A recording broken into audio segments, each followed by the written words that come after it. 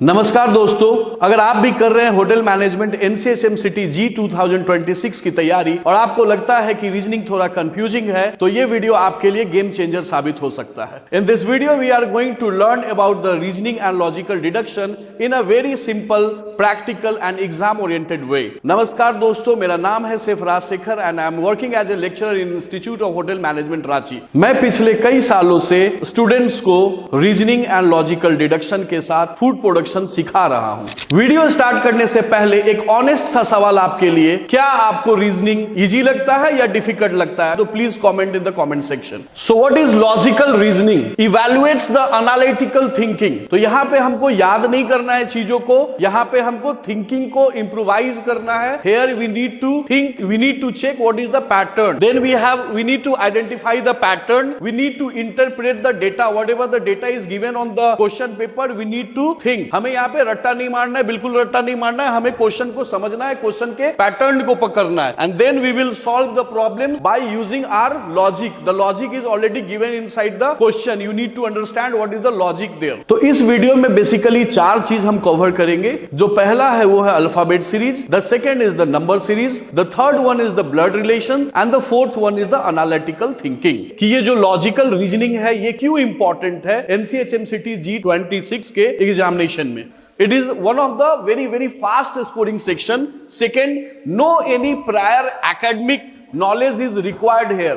So even if you have a knowledge of mathematics till class 10th, आपको number series आता है, prime numbers आता है, difference निकालने आता है, सब्सट्रैक्शंस आता है, एडिशंस आता है, इंटीजर्स आता है। These things will be the basic things which is required to attend this type of questions. All the students start equal, all depends on the thinking ability and the pattern. तो यहाँ पे क्या होता है कि जितने भी स्टूडेंट्स होते हैं एक ही तरह स्टार्ट करते हैं। जो भी सोचना होता है आपको एग्जाम के समय ही सोचना होता है। You see the question paper, you see the question on the logical deduction and the reasoning, and you try to identify the pattern in the question and you need to check that what the answer is asking for. तो ये जो reasoning वाले questions होते हैं ये improve करते हैं आपके decision making skill and capabilities को। जब आप फ्यूचर में होटेलियर्स बनेंगे तो ये चेक किया जाता है कि आपका डिसीजन मेकिंग कैपेबिलिटी कितना है। तो इसमें जो पहला टाइप का क्वेश्चन होता है, the first type of the question is based on the number and mix series theory सिद्धांत। इसमें एक्चुअली आपको नंबर फॉलो करना पड़ता है, नंबर का रूल्स फॉलो करना पड़ता है। The different types of questions are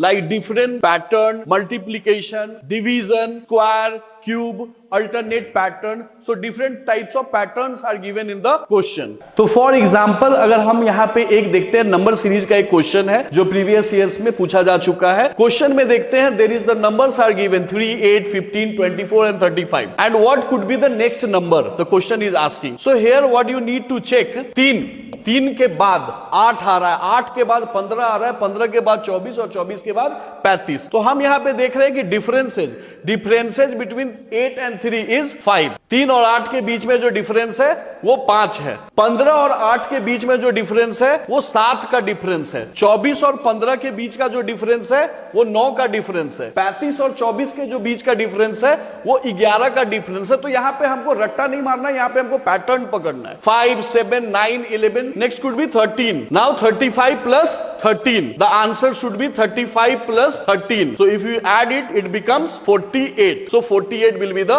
right answer. By this way you need to check the pattern. What is the pattern? यहाँ पे आपको रट्टा बिल्कुल नहीं मारना है, आपको पैटर्न पकड़ना है। नेक्स्ट क्वेश्चन जो है हम देखते हैं मिक्स सीरीज का अगला क्वेश्चन है। यहाँ है 5, 11, 23 और 47। Again 5, 11, 23 and 47. These all the numbers are in the increasing pattern. अब हमको यहाँ पे पैटर्न पकड़ना है। 5 and 11 क्या पैटर्न हो सकता है? यहाँ पे 5 का 2 गुना 10 और 10 से 1 ज्यादा 11, मतलब multiplied by 2 plus 1। Again if you see 11 into 2 22, so 5 into 2 plus 1 is equal to 10 plus 1 is equal to 11। फिर 11 into 2 is equal to 22 plus 1 is equal to 23। Again 23 into 2 is equal to 46। 46 plus 1 is equal to 47। तो अगला जो हमारा answer होना चाहिए क्या होना चाहिए? 47 into 2 is equal to 94 and pattern pattern देखेंगे, +1 इज इक्वल टू 95। 95 कहीं ऑप्शन है? Yes, A option is 95। So 95 is the right answer. So next जो अपना क्वेश्चन है वो है अल्फाबेट एंड कोडिंग सीरीज पे। सबसे ज्यादा जो बच्चे गलती करते हैं ये क्वेश्चन बनाने में, वो ABCD रट्टा मारने लग जाता है। अगेन हमको यहाँ पे रट्टा नहीं मारना है, we need to check the pattern. Here the question, the different types of questions can be alphabet positions. अगर A का पोजीशन A है तो Z का position it will be 26। Reverse alphabet from Z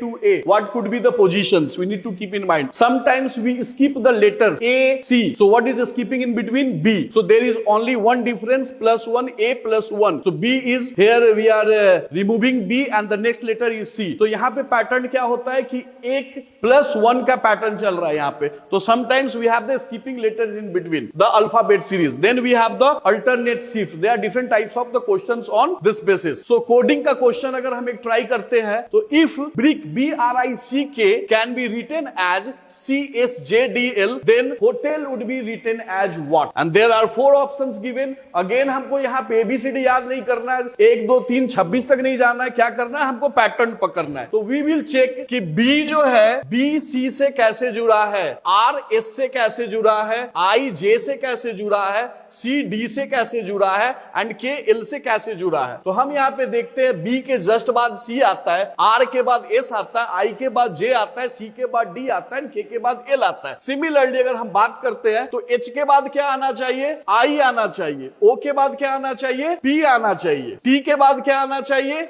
U आना चाहिए। E के बाद क्या आना चाहिए? F आना चाहिए और L के बाद आना चाहिए M। IPUFM, IPUFM is the right answer. So again we need to check what is the pattern given in the question. That is the basic criteria for solving the questions on the reasoning and the logical deduction. तो अपना अगला type का जो question है that is alphabet value MCQ. यहाँ पे question में दिया हुआ है कि if A is equal to 1, if A is equal to 1, C is equal to 3, C is equal to 3, F is equal to 6, तो हम ऐसे नंबरिंग करते हैं B2, C3, D4, E5, G7, 8, 9, 10, 11, 12, 13 and 14. Now they are asking that MILK would be what? So M, check where is M? M is 13. So 13, then I stands for 9, then L is 12 and K is 11. So 13, 9, 12, 11. 13, 9, 12, 11 is the right answer. So यहाँ पे भी क्या होता है ऐसे questions में हमको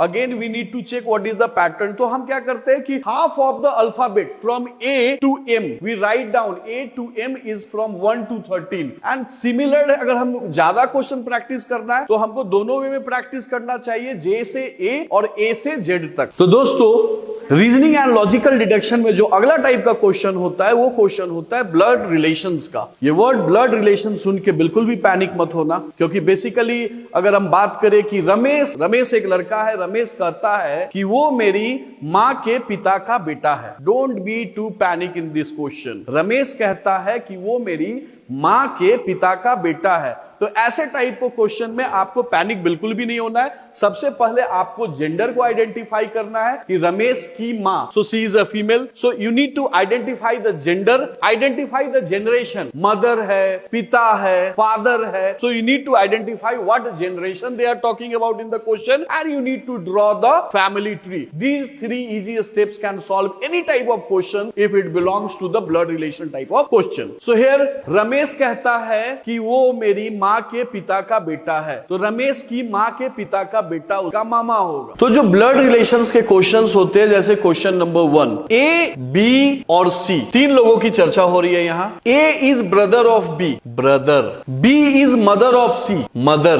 तो C और A के बीच में क्या रिश्ता होगा? मदर के ब्रदर मतलब कि अंकल। सो तो A जो है C के क्या होंगे? अंकल हो जाएंगे। Next is X, Y and Z. X is father of Y. X is यहाँ पे क्या? A father of Y. And Y is sister of Y is sister of Z. तो what is the relation between Z and X? तो जो sister है उनका जो father होगा अगेन वो Z के भी फादर ही होंगे, तो X will be the father. X is J's father. So father is the right answer here. So in these types of question, don't become panic. Just check what is the gender, what is the blood relation and try to identify that what will be the relation asked for. तो हमने यहाँ पे ये देखा कि जो blood relations के question होते हैं वो उतने डिफिकल्ट होते नहीं है, हम उनको डिफिकल्ट बना देते हैं। तो बेसिकली एनसीएचएमसीटी जी में जो लॉजिकल सेक्शन, रीजनिंग सेक्शंस के अंदर में आपको ध्यान देने की चीज है वो आपको ये ध्यान देना है कि आपको शांत दिमाग से क्वेश्चन को देखना है, क्वेश्चन का पैटर्न समझना है, because they are not going to check your IQ. ये कोई आईक्यू टेस्ट नहीं है,